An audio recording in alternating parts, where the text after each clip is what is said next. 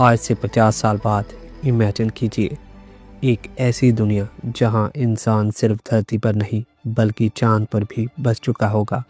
Sound unreal, लेकिन यह सपना अब हकीकत बनने की ओर बढ़ रहा है। आज हम आपको एक ऐसी कहानी सुनाने जा रहे हैं जो फ्यूचर की है और हमारी और आपकी और हमारी आने वाली पीढ़ियों की। चलिए शुरू करते हैं इस फैसिनेटेड जर्नी की शुरुआत से। The beginning of the lunar colonisation. सब कुछ शुरू हुआ 1969 में, जब अपोलो 11 मिशन ने पहली बार इंसान को चांद पर उतारा। लेकिन उस समय यह सिर्फ एक्सप्लोरेशन था। अगले 100 सालों में टेक्नोलॉजी इतनी तेज़ी से एडवांस हुई कि चांद को कॉलोनाइज करने का सपना हकीकत बनने लगा। 2030 नासा, स्पेसएक्स और ईसा यूरोपियन स्पेस एजेंसी ने चांद पर पहला परमानेंट बेस सेट करने की योजना बनाई। इसे नाम दिया गया लूनर गेटवे, एक ऐसा बेस जो चांद की सतह पर रिसर्च, एनर्जी हार्वेस्टिंग और रहने की सुविधा प्रोवाइड करेगा। इमेजिन कीजिए, चांद की सतह पर सोलर पैनल्स की एक विशाल फील्ड होगी जो सूरज की रोशनी से एनर्जी कलेक्ट करेगी।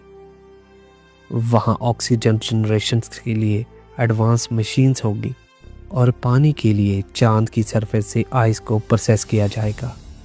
लेकिन सवाल ये है कि क्या ये इतना आसान होगा? The challenge of the lunar colonisation. चांद पर रहने के लिए सबसे बड़ी प्रॉब्लम में से एक है वहाँ का हार्श एनवायरनमेंट। वहाँ ना एटमॉस्फेयर है और ना ही मैग्नेटिक फील्ड। इसका मतलब है कि इंसान को कॉस्मिक रेडिएशन और माइक्रोमेटरॉइड्स से बचने के लिए बेहद एडवांस शेल्टर्स बनाने पड़ेंगे। और यही नहीं, टेम्परेचर भी एक बड़ी चुनौती है वहाँ पर। दिन में टेम्परेचर 127 डिग्री तक जा सकता है और रात में -173 डिग्री तक गिर सकता है। इमेजिन कीजिए इन कंडीशंस में रहना कितना मुश्किल होगा। इसीलिए इंसान अंडरग्राउंड हैबिटेट या 3D प्रिंटर डोम्स का इस्तेमाल करेंगे जो रेडिएशंस और टेम्परेचर एक्सट्रीम से बचाएंगे उन्हें। The vision of lunar cities. ये समय है 2050 का।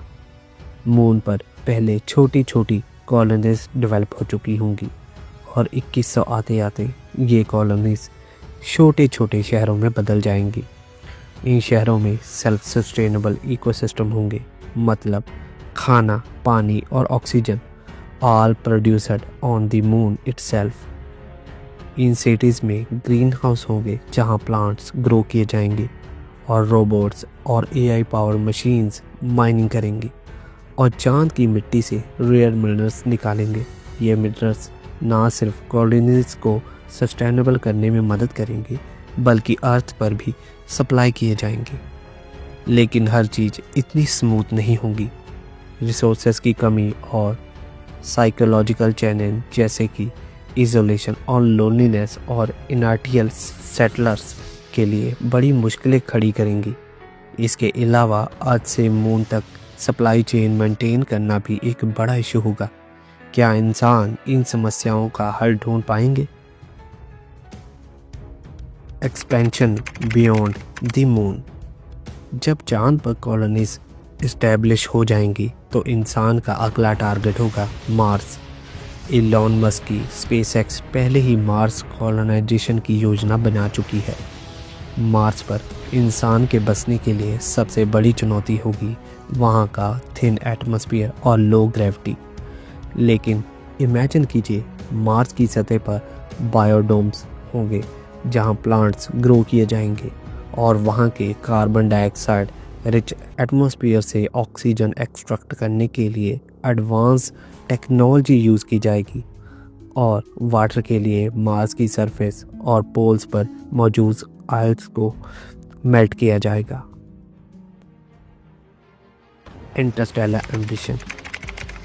मून और मार्स पर कॉलोनीज इस्टेब्लिश करने के बाद इंसान का सपना होगा दूसरे स्टार्स तक पहुंचने का। Scientist already light speed travel और वर्म होल्स के कॉन्सेप्ट पर रिसर्च कर रहे हैं। इमेजिन कीजिए एक दिन इंसान अल्फा सेंचुरी जैसे सिस्टम में रहने लगेगा, लेकिन ये जर्नी इतनी आसान नहीं होगी। रिसोर्सेस, एडवांस प्रोपल्शन सिस्टम और एलियंस के रिस्क इंसान के सामने कई सवाल खड़े करेंगे। A glimpse of the future, year 2400। Imagine कीजिए एक ऐसी दुनिया जहां इंसान चांद और मंगल पर बड़े बड़े शहर बसा चुका होगा। वहां के बच्चे चांद की सरफेस पर खेल रहे होंगे। इंसान ने स्पेस को अपना घर बना लिया होगा, लेकिन इस सब से बावजूद हमारा सबसे बड़ा कनेक्शन हमारे अर्थ के साथ रहेगा, क्योंकि यही हमारी शुरुआत थी और यही हमारा घर है। तो ये थी कहानी इंसान के फ्यूचर की। चांद से लेकर दूसरे स्टार्स तक यह जर्नी बताती है कि जब इंसान कुछ करने की ठान ले तो कुछ भी नामुमकिन नहीं है। अगर आपको ये कहानी इंस्पायरिंग लगी हो तो इसे ज़रूर शेयर करें और कमेंट में हमें बताएं कि क्या आप फ्यूचर में चांद पर रहने का सपना देखते हैं।